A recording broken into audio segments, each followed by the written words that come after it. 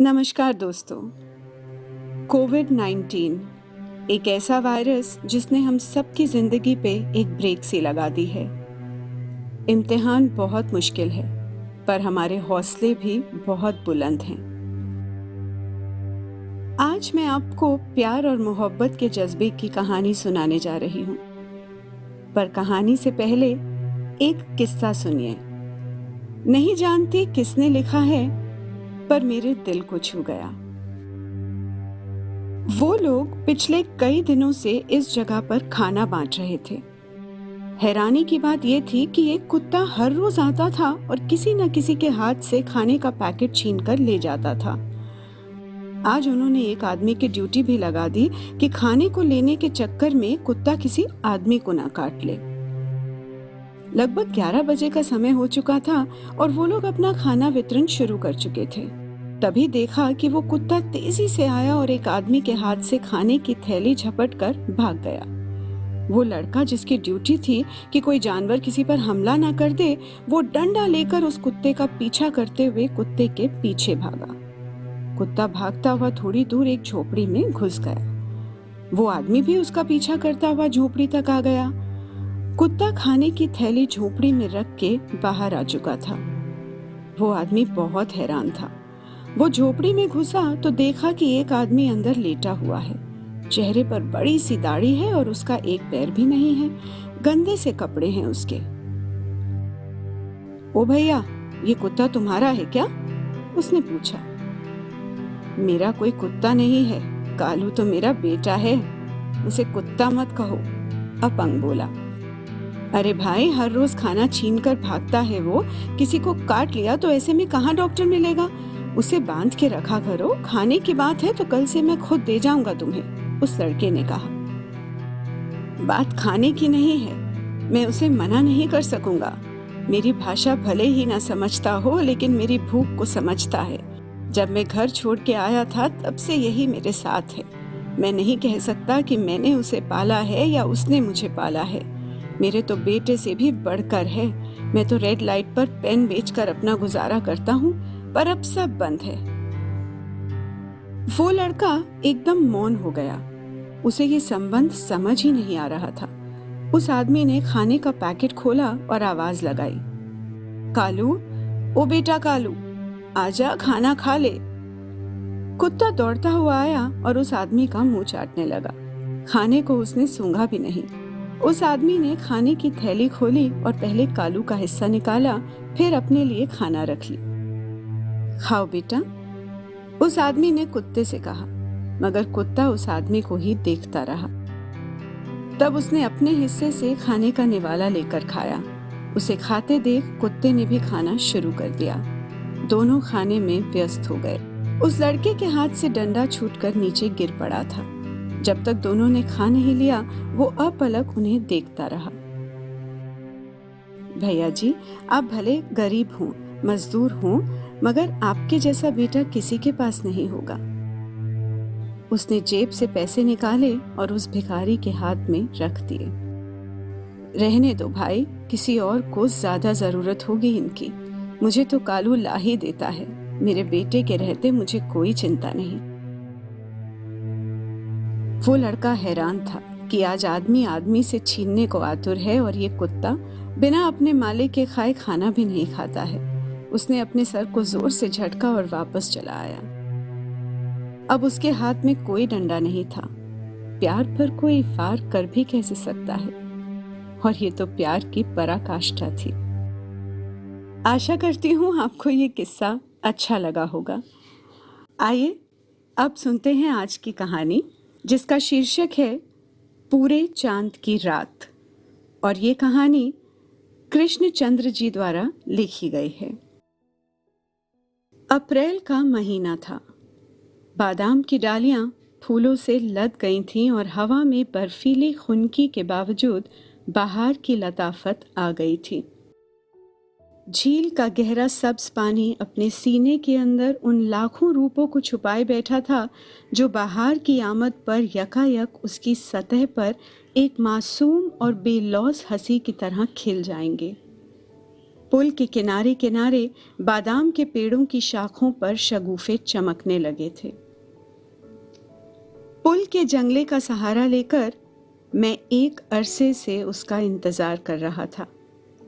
सपहर खत्म हो गई, शाम आ गई।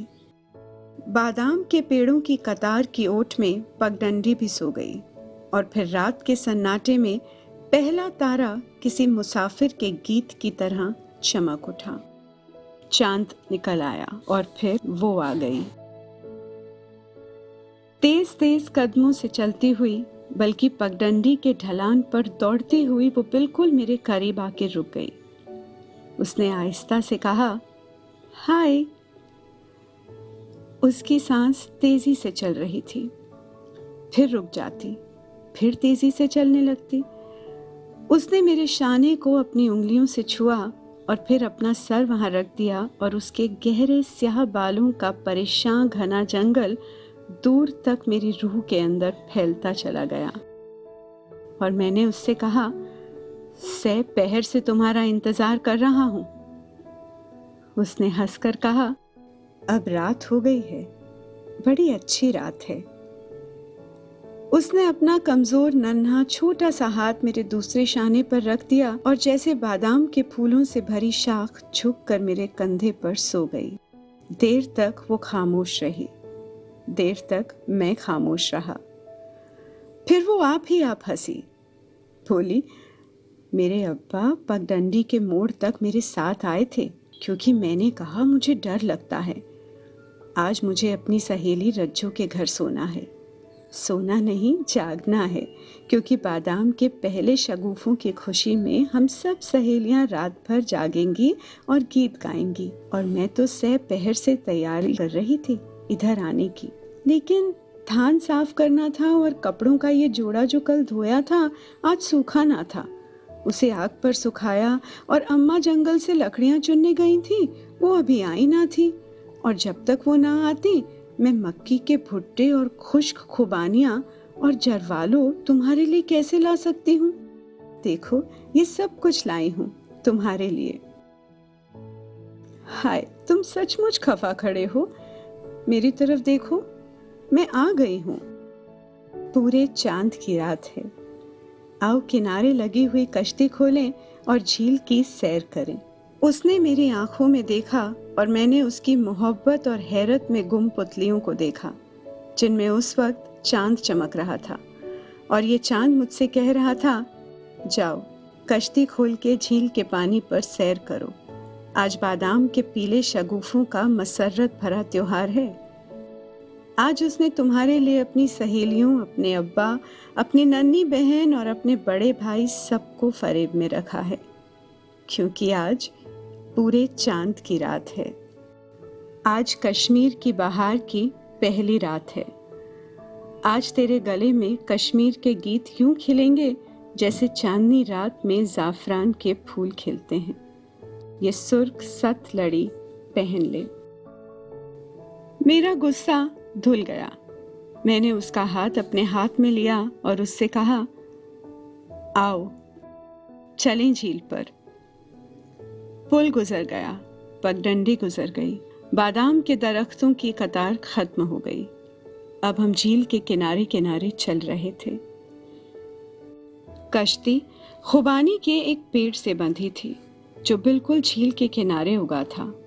यहाँ पर जमीन बहुत नर्म थी और चांदनी पत्तों की ओट से छनती हुई आ रही थी और मेंढक हौले हौले गा रहे थे और झील का पानी बार बार किनारे को चूमता जाता था और उसके चूमने की सदा बार बार हमारे कानों में आ रही थी। मैंने दोनों हाथ उसकी कमर में डाल दिए और उसे जोर से अपने सीने से लगा लिया। मैंने आहिस्ता से कश्ती खोली। वो कश्ती में बैठ गई। मैंने चप्पू अपने हाथ में ले लिया और कश्ती को खेकर झील के मरकज में ले गया। यहाँ कश्ती आप ही आप खड़ी हो गई, ना इधर बहती थी ना उधर। मैंने चप्पू उठाकर कश्ती में रख लिया। उसने पोटली खोली, उसमें से जरवालू निकालकर मुझे दिए, खुद भी खाने लगी। जरवालू खुश्क थे और खट्टे मीठे। वो बोली, ये पिछली बार के हैं। मैं जरवालो खाता रहा और उसकी तरफ देखता रहा। वो आहिस्ता से बोली, पिछली बहार में तुम ना थे, पिछली बहार में मैं ना था, और जरवालों के पेड़ फूलों से भर गए थे और जरा सी शाख हिलाने पर फूल टूटकर सतह पर आ गए थे। चरवालो खा के हमने खुश खुबानियां खाई। खुबानी पहले तो बहुत मीठी मालूम ना होती, मगर जब दहन के लुआब में घुल जाती तो शहद और शक्कर का मजा देने लगती। नर्म नर्म बहुत मीठी है ये, मैंने कहा। उसने एक गुठली को दांतों से तोड़ा और खुबानी का बीज निकाल के मुझे दिया। खाओ। बीज बादाम की तरह मीठा था। ऐसी खुबानियां मैंने कभी नहीं खाई। उसने कहा, ये हमारे आंगन का पेड़ है। हमारे यहाँ खुबानी का एक ही पेड़ है, मगर इतनी बड़ी और सुर्ख और मीठी खुबानियां आती हैं उसकी कि मैं क्या कहूँ। जब खुबानियां पक जाती हैं तो मेरी सारी सहेलियां इकट्ठी हो जाती हैं और खुबानियां खिलाने को कहती हैं। पिछली बहार में, और मैंने सोचा पिछली बहार में मैं ना था, मगर खुबानी का पेड़ आंगन में इसी तरह खड़ा था। खुबानियां खा के उसने मकई का भुट्टा निकाला। ऐसी सौंधी सौंधी खुशबू थी, सुनहरा सेका हुआ भुट्टा और कुरकुरे दाने। वो बोली, ये मिस्री मकई के भुट्टे हैं, बेहद मीठे, मैंने भुट्टा खाते हुए कहा। वो बोली, पिछली फसल के रखे थे, घड़ों में छिपा के, अम्मा की आंख से ओझल। मैंने भुट्टा एक जगह से खाया, दानों की चंद कतारें रहने दी।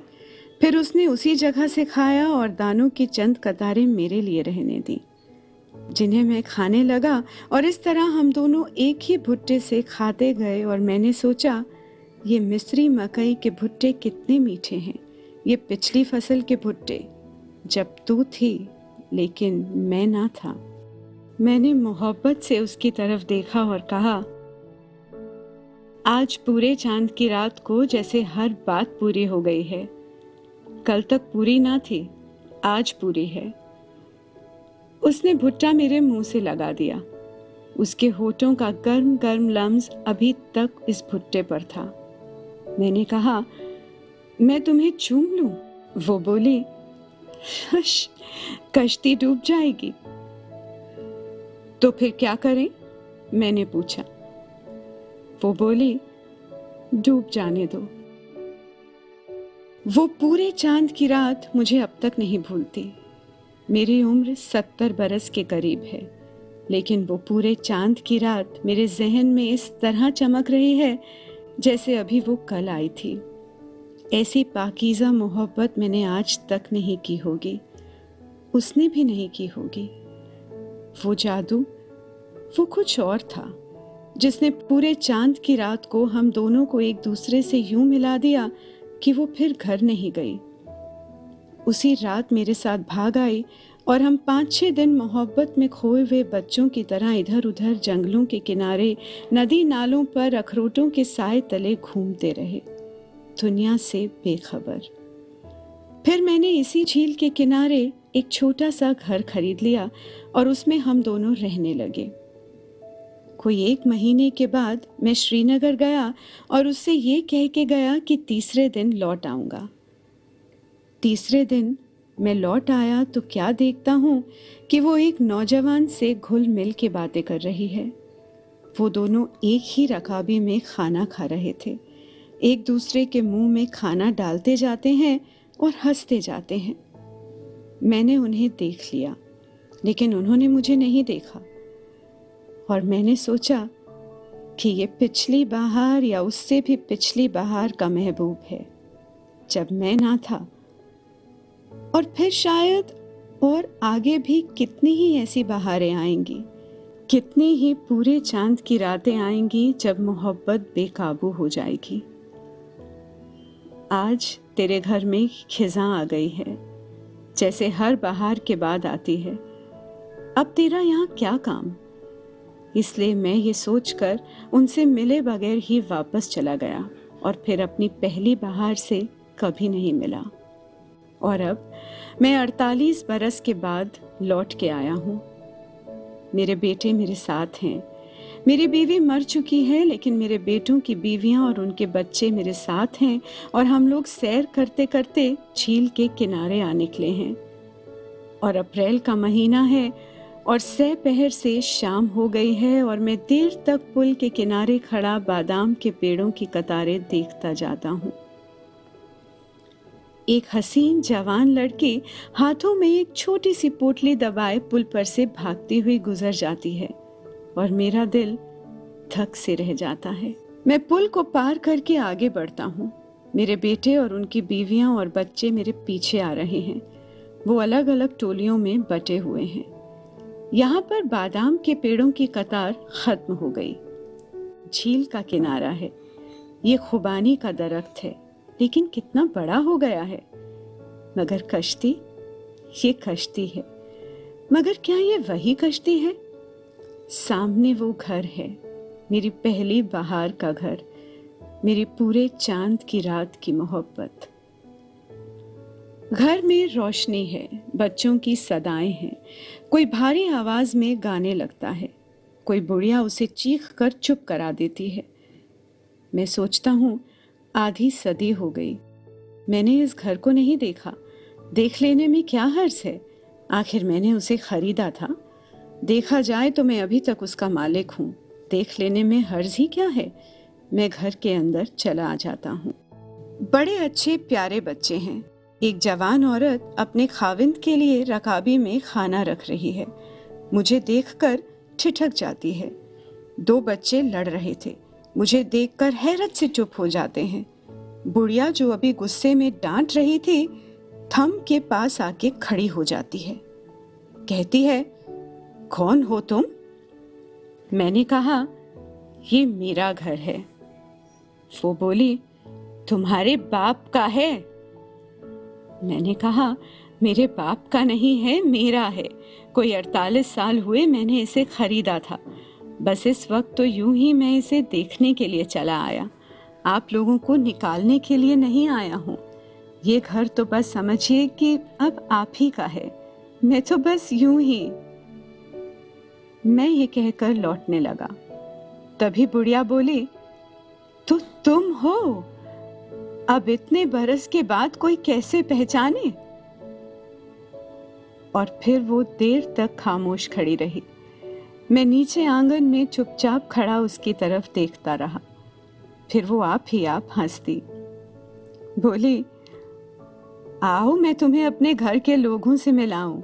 देखो, ये मेरा बड़ा बेटा है, ये इससे छोटा है, ये बड़े बेटे की बीवी है, ये मेरा बड़ा पोता है।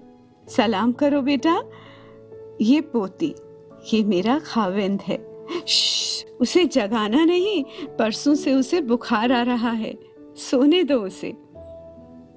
वो बोली, तुम्हारी क्या खातिर करूं? मैंने दीवार पर खूंटे से टंगे हुए मकई के भुट्टों को देखा। सेके हुए भुट्टे, सुनहरे मोतियों के से चमकते दाने।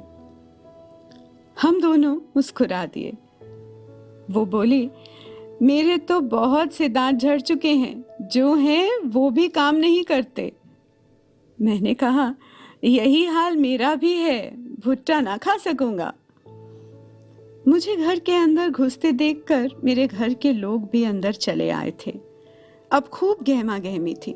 बच्चे एक दूसरे से बहुत जल्द घुल मिल गए थे। हम दोनों आहिस्ता आहिस्ता बाहर चले आए। आहिस्ता आहिस्ता झील के किनारे चलते गए। वो बोली, मैंने 6 बरस तुम्हारा इंतजार किया, तुम उस रोज क्यों नहीं आए?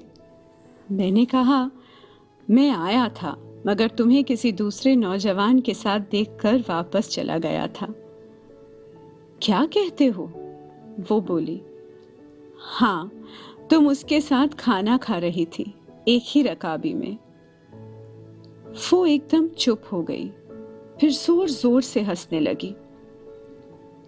क्या हुआ? मैंने हैरान होकर पूछा। वो बोली, अरे वो तो मेरा सगा भाई था। वो फिर जोर जोर से हंसने लगी। वो मुझसे मिलने के लिए आया था। उसी रोज तुम भी आने वाले थे। वो वापस जा रहा था, मैंने उसे रोक लिया कि तुमसे मिल के जाए। तुम फिर आए ही नहीं। वो एकदम संजीदा हो गई। 6 बरस मैंने तुम्हारा इंतजार किया। तुम्हारे जाने के बाद मुझे खुदा ने बेटा दिया, तुम्हारा बेटा। मगर 1 साल बाद वो भी मर गया। 4 साल और मैंने तुम्हारी राह देखी, मगर तुम नहीं आए। फिर मैंने शादी कर ली। 2 बच्चे बाहर निकल आए। खेलते खेलते एक बच्चा दूसरी बच्ची को मकई का भुट्टा खिला रहा था। उसने कहा, वो मेरा पोता है। मैंने कहा, वो मेरी पोती है। वो दोनों भागते भागते झील के किनारे दूर तक चले गए। हम देर तक उन्हें देखते रहे। वो मेरे करीब आ गई, बोली, आज तुम आए हुए हो तो मुझे अच्छा लग रहा है। मैंने अब अपनी जिंदगी बना ली है। इसकी सारी खुशियां और गम देखे हैं। मेरा हरा भरा घर है और आज तुम भी आए हो। मुझे जरा भी बुरा नहीं लग रहा है। मैंने कहा, यही हाल मेरा है। सोचता था जिंदगी भर तुम्हें नहीं मिलूंगा, इसीलिए इतने बरस इधर कभी नहीं आया। अब आया हूं तो जरा रत्ती भर भी बुरा नहीं लग रहा। हम दोनों चुप हो गए। बच्चे खेलते खेलते हमारे पास आ गए। उसने मेरी पोती को उठा लिया, मैंने उसके पोते को। उसने मेरी पोती को चूमा, मैंने उसके पोते को। और हम दोनों खुशी से एक दूसरे को देखने लगे। इसकी पुतलियों में चांद चमक रहा था और वो चांद हैरत और मुसर्रत से कह रहा था, इंसान मर जाते हैं लेकिन जिंदगी नहीं मरती। बहार खत्म हो जाती हैं लेकिन फिर दूसरी बहार आ जाती हैं। छोटी छोटी मोहब्बतें भी खत्म हो जाती हैं लेकिन जिंदगी की बड़ी और सच्ची मोहब्बत हमेशा कायम रहती है। तुम दोनों पिछली बहार में ना थे। ये बहार तुमने देखी, इससे अगली बहार में तुम ना होगे, लेकिन जिंदगी फिर भी होगी और जवानी फिर भी होगी और खूबसूरती और मासूमियत भी। बच्चे हमारी गोद से उतर पड़े क्योंकि वो अलग से खेलना चाहते थे। वो भागते हुए खुबानी के दरख्त के करीब चले गए जहाँ कश्ती बंधी थी। मैंने पूछा, ये वही दरख्त है? उसने मुस्कुरा कर कहा, नहीं, ये दूसरा दरख्त है।